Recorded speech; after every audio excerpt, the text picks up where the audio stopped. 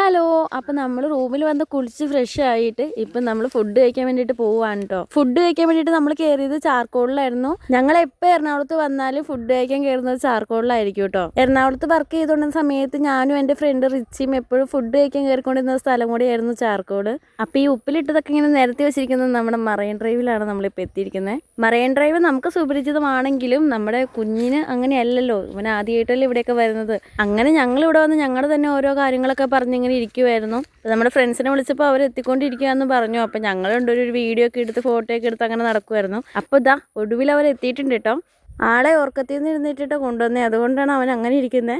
അപ്പം നമുക്ക് ഈ ഒരു മൂല തൊട്ട് അപ്പുറത്തെ മൂല വരെ നടക്കാനുള്ളതാണ്. അങ്ങനെ നടക്കണമെന്നൊരു ആചാരമൊന്നുമില്ല. നമ്മൾ പിന്നെ വർത്താനം പറഞ്ഞ് അങ്ങ് മൂല വരെ എത്തിയായിരുന്നു. അങ്ങനെ നമ്മൾ തുടങ്ങിയോടത്ത് തന്നെ തിരിച്ചെത്തിയിട്ടുണ്ട്.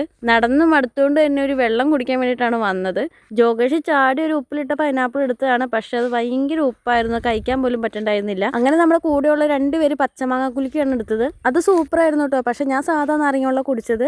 എനിക്ക് നല്ല ദാഹമുള്ള സമയത്ത് ഞാൻ വേറെ പരീക്ഷണങ്ങൾക്കൊന്നും പോകാറില്ല. അങ്ങനെ വെള്ളമൊക്കെ കുടിച്ച് നമ്മുടെ ഇന്നത്തെ യാത്ര നമ്മളിവിടെ അവസാനിപ്പിക്കുകയാണ്. അപ്പോൾ ഓക്കെ, ബൈ.